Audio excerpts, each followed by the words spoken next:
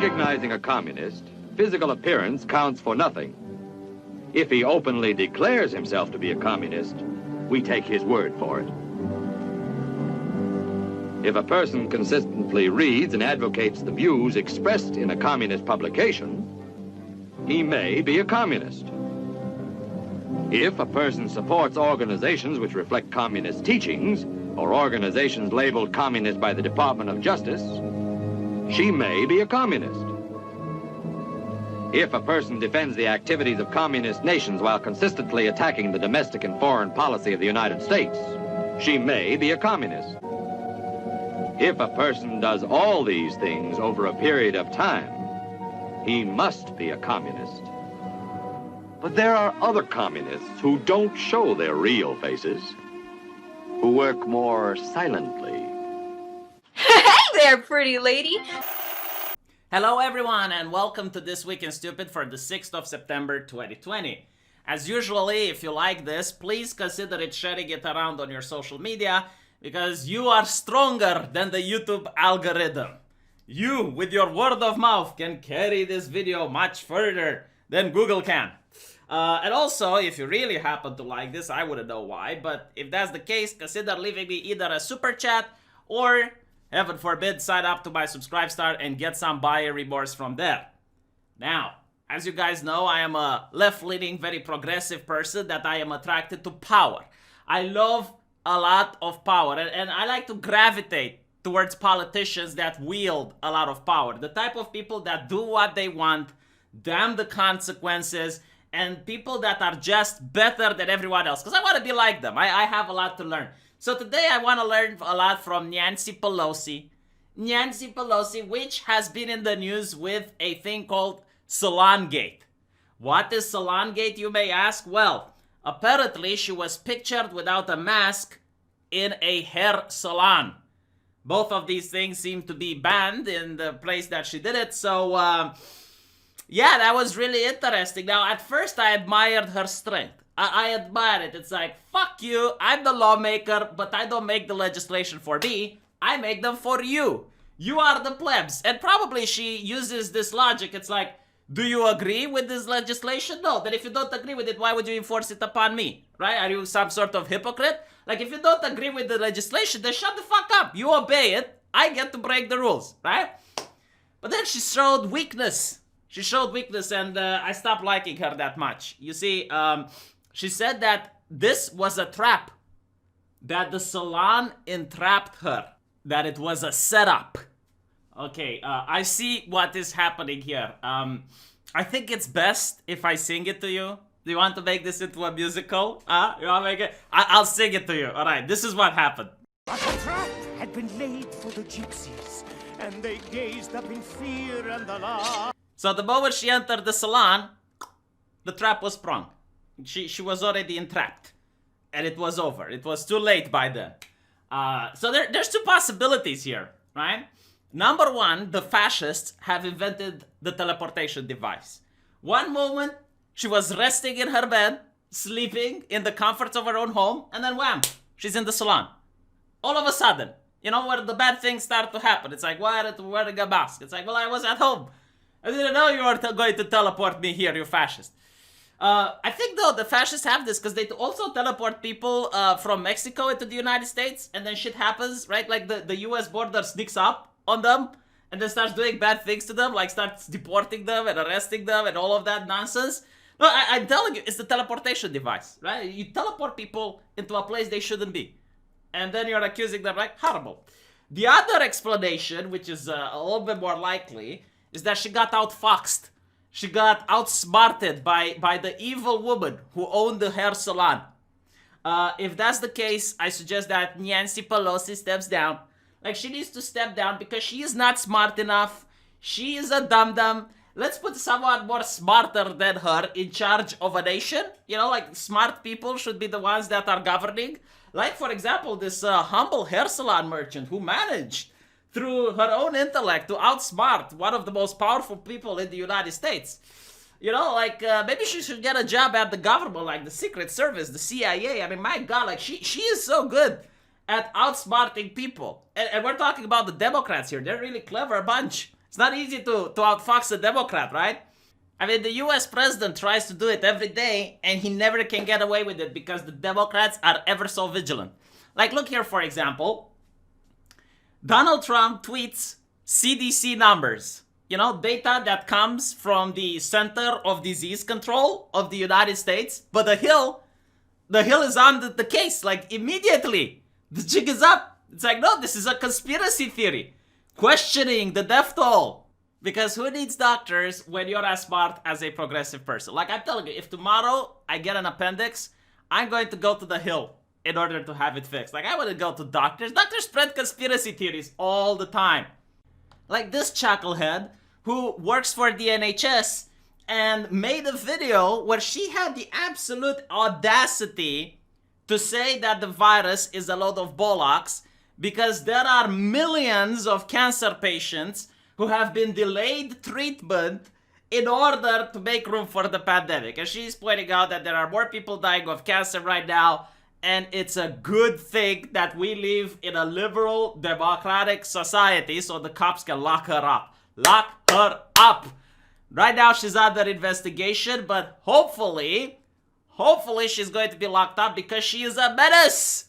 A menace! A danger to society! Look at her face! Look, this is the face of evil! This is the face of evil! While the face of good, kindness, and morality rests at the New York Times. Like, here we have Al-Sadir Munro.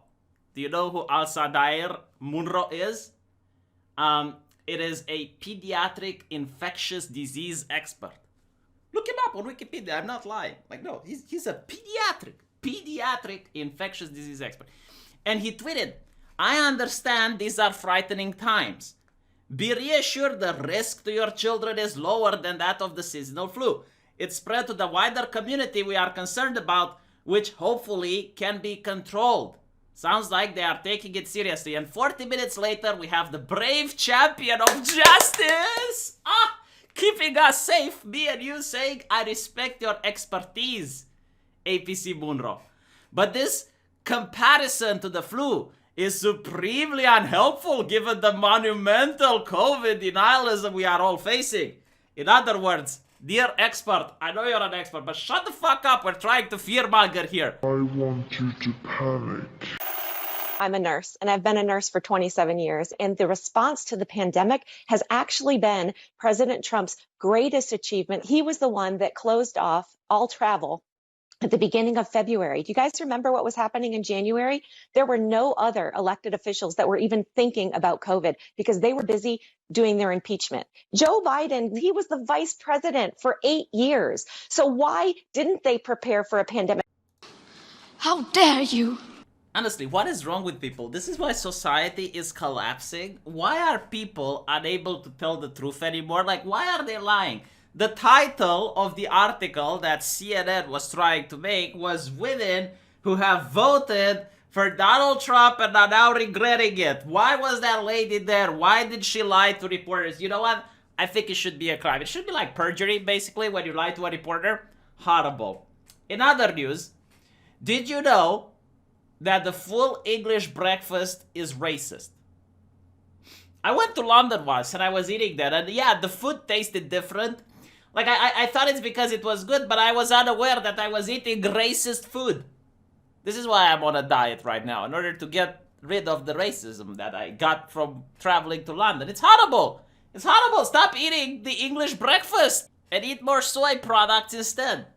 I hear soy isn't racist, right? I mean, the European Union asked the United States for soy, and therefore it can't be racist, right? Because the European Union is pure. It is good. It is righteous. Now, since you want to stop being a racist, I'll help you.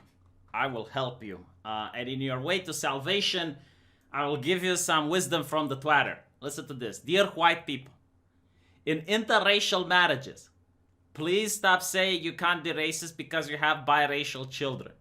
You know who else had biracial children? Slave owners. Wow, that is so deep. Like, that I never thought about it that way. But wow. Now I need to Timpolize it and say it's complicated, right? Because California wants to consider reparations for slavery, and that's good, you know, it's a good thing, right? But what do you do with the children of the slaves that are mixed race? You know, like people like Beyonce. I'm not kidding, look it up. She had an entire article in The Guardian saying that she was distraught to find out that members of her family had been slavers in the past. So does she get reparations or does she pay for them? Or do they cancel it out? Like, how does this work? Because it's really puzzling now, right? Like, it's a very interesting dilemma. How do we solve it? You know what? I think I know how to solve it. I come with solutions. Every time you guys give me problems, I come with solutions. You solve it by voting Democrat. That's how you end racism in the United States. You vote Democrat. That is the ultimate solution. So let's hear the Democrat candidate, Joe Biden, give a very, how should I put this, interesting speech. Our Superstar Tuesday, and I want to thank you all. I tell you what, I'm rushing ahead, aren't I? We hold these truths to be self-evident. All men and women created by the, you know the thing. If you agree with me, go to Joe 30330. We choose truth over facts. Play the radio. Make sure the television, make sure you have the record player on at night. The phone. Make sure the kids hear words. Man, that's such a good campaign slogan. You know the thing. Vote Democrat, you know the thing. Make sure the children listen to words. How to end racism? Well, we do, you know the thing, and the racism is ended. My God. How can you not like this guy, though? Like, he is the most harmless president ever. Like, he's not going to do anything bad, right? Like, it's a safe vote. It's the centrist candidate, I guess. Doesn't have any hard stances, doesn't really take much of an issue with things. You know the thing. Oh no, never mind. He does take issues with some things. Oh, look at this. Look at this. The deadly violence we saw overnight in Portland. What deadly violence? The mayor of the Portland told me that there is no violence. Huh? Like Trump said, like, look, if you want help, he's like, no, go away. You're a bad person. There is no violence. But apparently, right, Joe Biden believes it is. And he also believes it's unacceptable. Shooting in the streets of a great American city is unacceptable. All right, I mean, well, you know, that's very good. And you have RoboCop here, Kamala Harris. I join Joe Biden in condemning this violence. No more violencia. This cannot and must not be who we are. Americans deserve a president who will heal our country. So, someone that speaks into priest, I guess, and brings people together. Not a fan of the flames, the hate, and the division. Wow, this is so great. Wow, I love this. I mean, that's really nice. Oh, hold on a little bit. Dr. Strange. Dr. Strange is calling me again and is telling me he has found a treatment for amnesia. Let's see if we can apply this treatment here. This will help you remember. Ooh la la, what do we have here? Look at this. Donate to the Minnesota Freedom Fund in order to make sure those little arsonists get back on the ground. They get back out there. They get back out there and do some damage. Do some DPS. Look at this picture, huh? Look at it. Look. Biden staff donate to group that pays bail in riot-torn Minneapolis. Well, it's not like he lives there. You know, but see... Can't disavow if the violence doesn't exist. By the way, did something happen in the polls that all of a sudden we see these Democrats disavowing the violence, la violencia? Like up until now, they had a problem with like agentes federales. Now all of a sudden they have a problem with the protesters. Horrible, you know, like peaceful protest intensifies, and the Democrats here they have to condemn it. You know what I would love? Like, if I could ask for something, if I had a genie and I could make a wish. You know, there are companies that also pay money to bail them out. It would be fun if, like, when you bail out a protester, it gets, like, a little logo from the company, like, sponsored by Sony or something like that. And when they go out and they burn and they arson, they have, like, logos from different brands that sponsored them so that people can know which companies to trust. You know, like, where to purchase merchandise from. I mean, well, these are the companies of freedom, right? clear that I know that there are protests still happening in major cities across the United States. I'm just not seeing the reporting on it that I had that's right. for the first few weeks. That's right. But they're not going to stop. They're not going to stop. And they're not, this is a movement, I'm telling you. They're not going to stop. And everyone beware, because they're not going to stop. They're not going to stop before Election Day in November, and they're not going to stop after Election Day. And that should be, everyone should take note of that on both levels, that they're not going to let up, and they should not. And we should not. Check your paranoia, can't stop. The Rock can't stop. The Rock just can't stop. The Rock. Actually, you can stop it. I'll tell you how. Like there have been, I think, like 2 or 3 instances, very similar, which stopped it the next day. Like, let's see if we can find a pattern here. You know, like if we can establish a way on how to stop them. So in Portland, which is this mecca of social justice, this bastion of purity, this utopian city, there was one day. Just one. I'm not even kidding, like one day without riots. Just a single night. And this is where the mayor, you guys remember the mayor of Portland? Oh my God, he cried at Mr. Floyd's funeral. Like he took a knee, started crying. It was very moving, you know, a very emotional moment. And that's why I know this guy. Like that's how I managed to know who he is. And the night that everything stopped, he decided to make a public letter to the US president. Listen to this. Dear El Presidente, yet again you said you offered to aid Portland by sending in the agentes federales. On behalf of the city of Portland, no thanks. We don't need your politics of division and demagoguery. Portlanders are onto you. We have already seen your reckless disregard for human life in your bumbling response to the pandemic. And we know you've reached the conclusion that images of violencia and vandalism are your only ticket to re-election. There is no place for looting, arson, or vandalism in our city. There is no room here for racist violence or those who wish to bring their ideology of hate into our community. Those who commit criminal acts will be apprehended and prosecuted under the law. Tens of thousands of Portlanders have peacefully protested and marched for the noble cause of fixing our broken criminal justice system. They are part of the proud, progressive tradition of Portlanders fighting for justice, from racial justice to economic justice to environmental justice. When you sent the agentes federales in Portland last month, you made the situation far worse. Your offer to repeat that disaster is a cynical attempt to stoke fear and distract us from the real work of our city. In Portland, we are focused on coming together as a community to serve the serious challenges we face due to systemic racism, a global pandemic, and an economic recession. Stay away, please. Signed, Ted Wheeler. So after sending that very emotional and moving message, which was totally not demagoguery, the peaceful and progressive Portlanders started burning the mayor's home.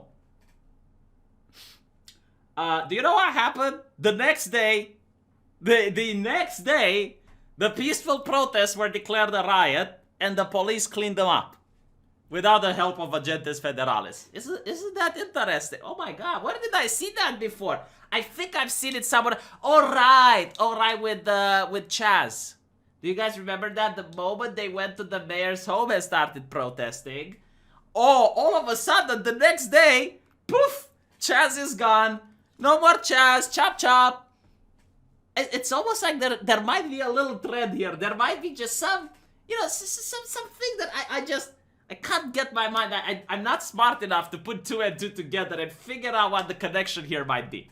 But at least, I do appreciate saying that sowing hatred, division, and instigating to violence is wrong, right? Because we all agree on that on the left, right? Like, come on, we all agree with that.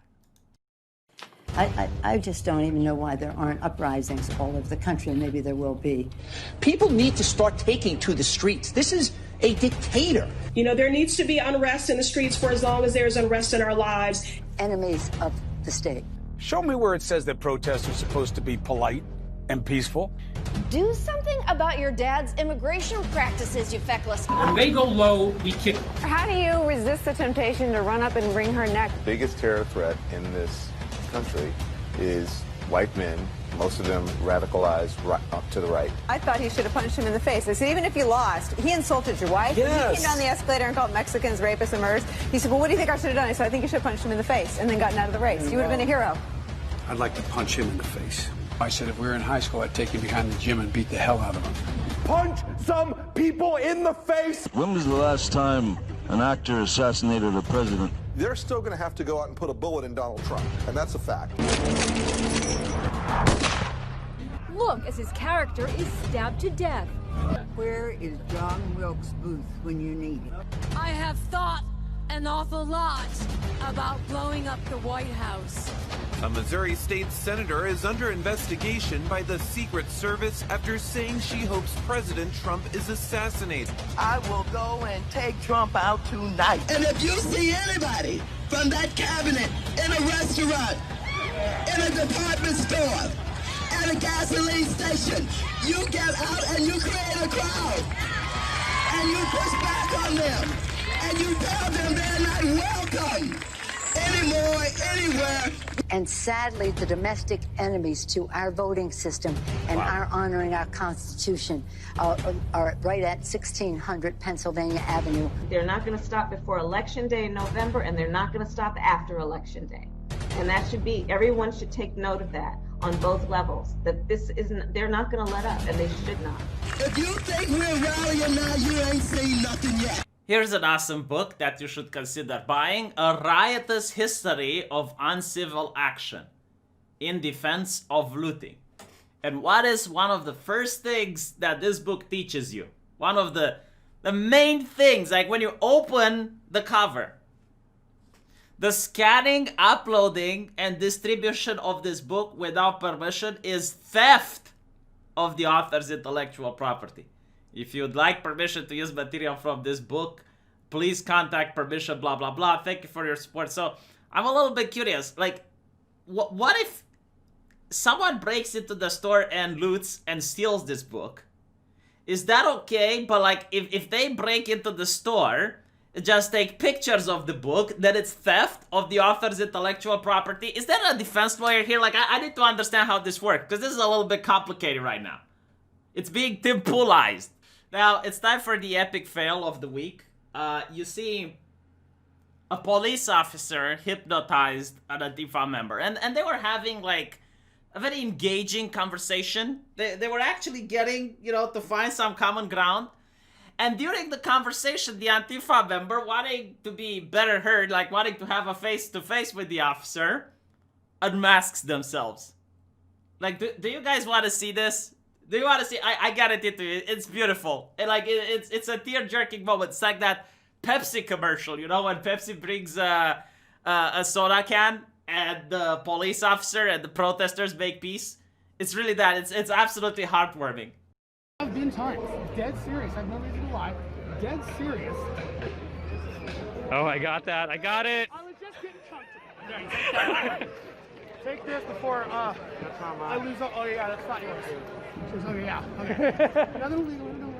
My God, that was amazing. That was absolutely amazing. That's the most wholesome thing that I have ever seen. Like, this guy is so amazing. He's more amazing than Desmond, if you know who I'm talking about. Like, he was getting on the level with the police officer. Like, he was so engaged in his conversation. The police officer was smiling. They were laughing. Just a little bit more than a bromance would have been materializing there, and they would have gotten out for a beer.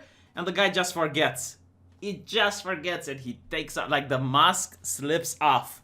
Underneath communism, there is an actual human being. Isn't that beautiful? Oh my God. Oh, the way I put it, the way I should become a poet, shouldn't I? No, but seriously, I want to know who this guy is. Like, he might be the only Antifa person that I actually like at this point. Like, genuinely so. Unlike this guy, you know, like this guy doesn't represent that much wholesomeness to me. I mean, he is weak. He got caught apparently having a flamethrower, smoke grenades, and he was on his way to peacefully protest. He is nicknamed the Commander. I mean, I'm looking at his face and I'm already ready to follow orders, you know? In an anarchist movement, you have the Commander. Yeah. I mean, you know, like, I'm not even going to question at this point because words means different things nowadays. Like, today a word might mean something, tomorrow. So, you know, maybe anarchy can have commanders. What do I know? And as the police officers catch him, he assumes a fetal position and starts to cry. Well, I don't know. Guess maybe he needed more training. You know, like... or maybe the commander should be behind the lines, directing the troops, not in the front line. Or maybe this is what happened, like the police did a sneak attack on their back lines. Those evil police cowards, eh? Now I want to know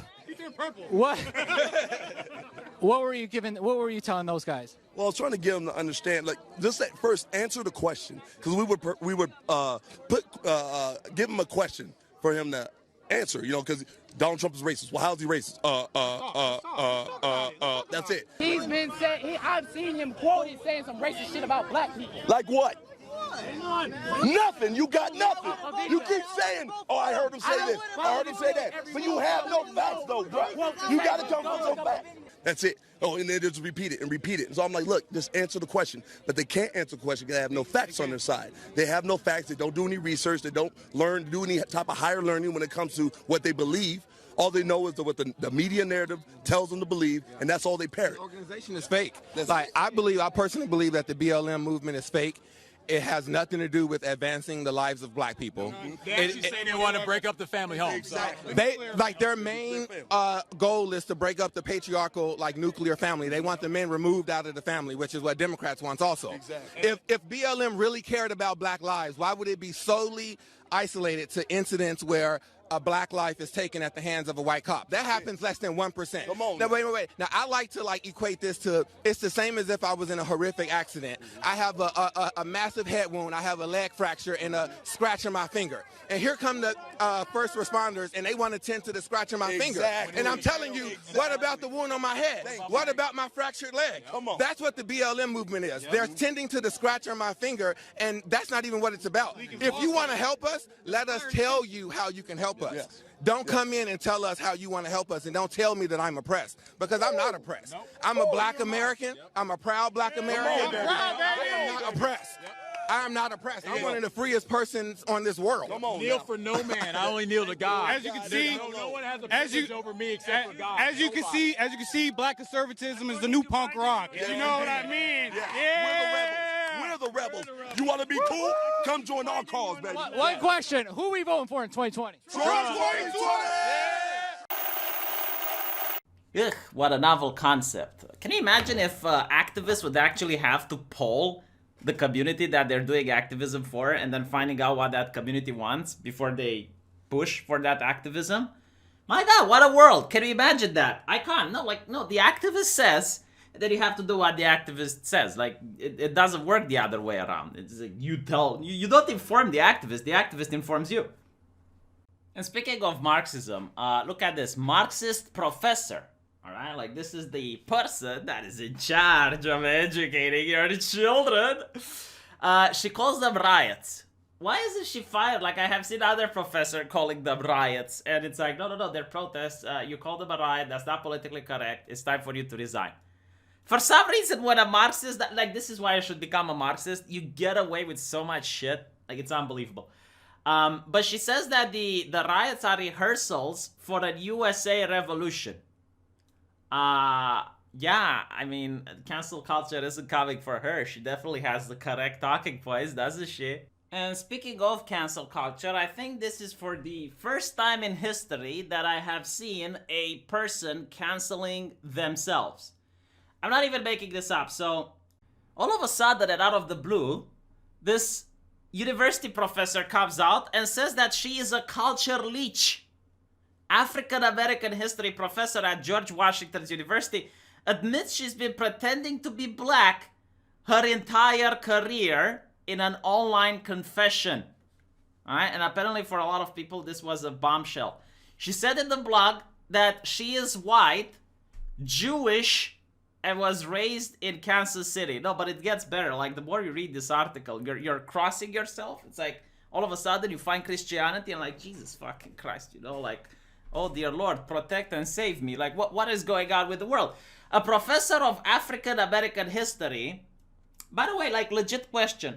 If you're teaching African American history and it's Black History Month, do you have to teach something else? Or, huh? Like, how does it work? Anyway, right. Who publicly identified as black, has now admitted she is a white woman from Kansas City and has been lying about it for years.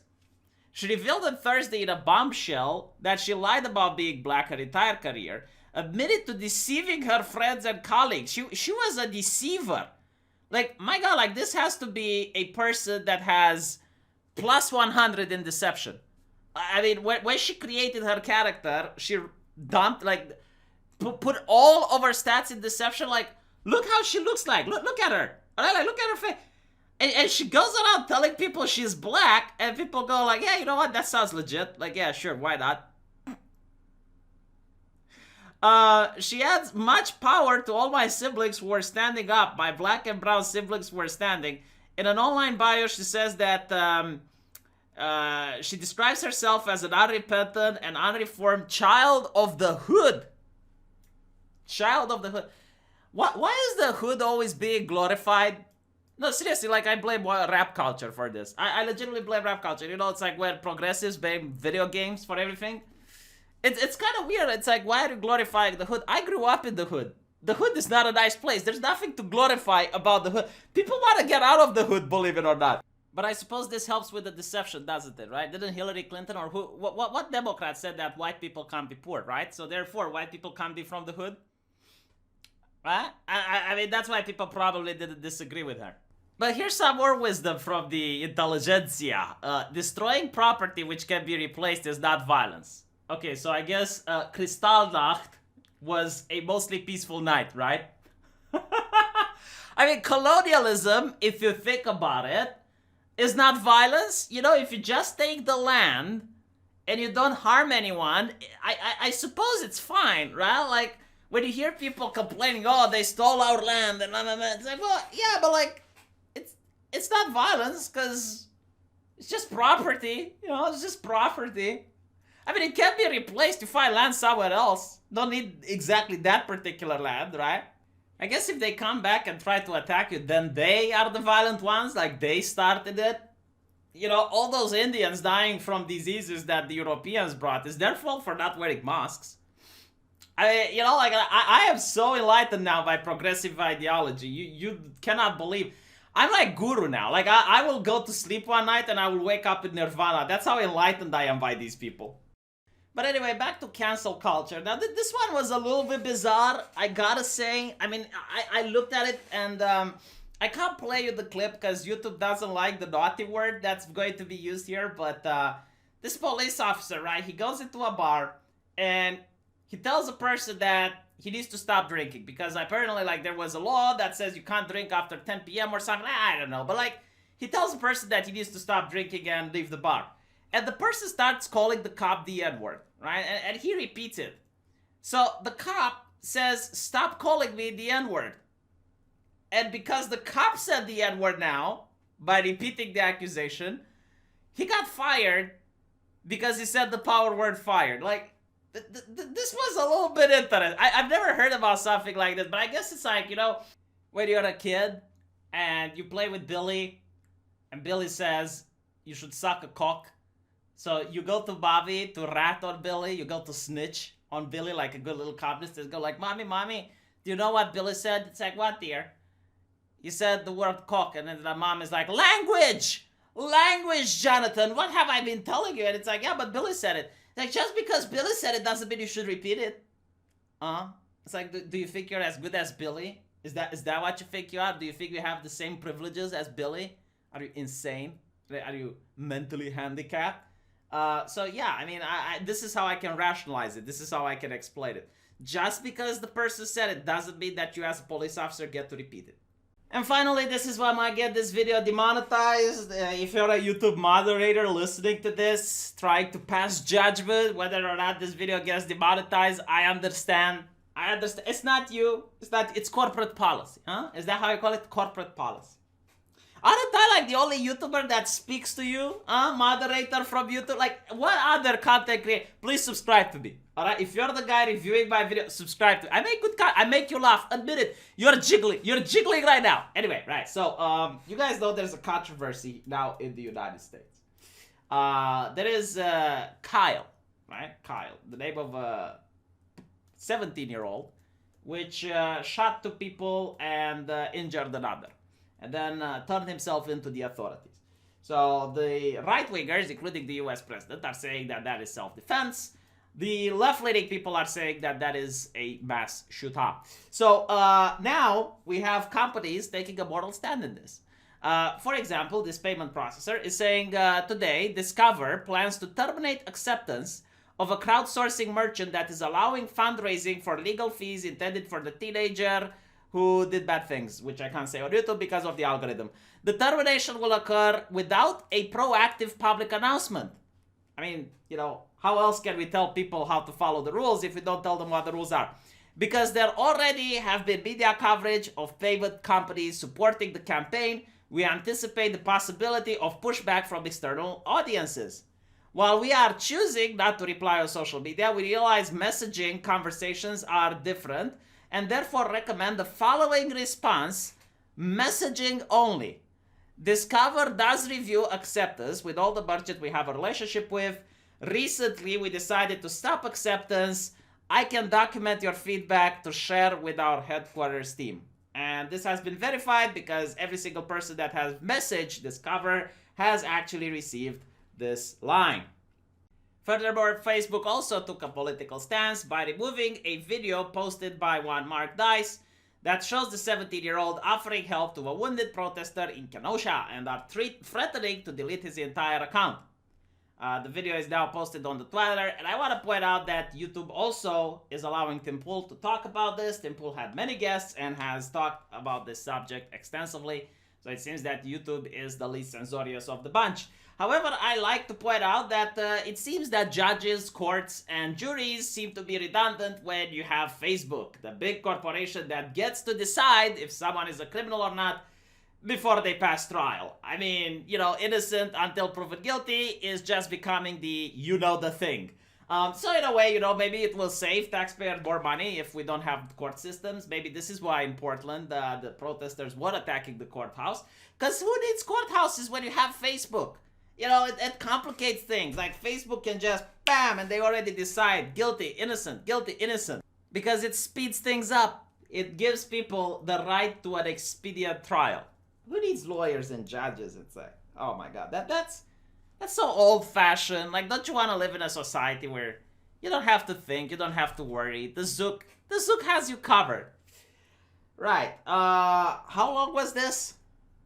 Yeah, usually I have these a little bit longer, but I had to reinstall Windows during the middle of the week, so I kind of lost a lot of the news from Monday and Tuesday, but like, trust me, there were a lot more. Some of them even funnier. But yeah, I mean, this is all I got. So I hope you're satisfied. I hope you laughed a little bit. And again, if you like it, please share it around. If you really like it, don't forget to give me a super chat. It really helps. We'll probably get demonetized because I spoke about Kyle.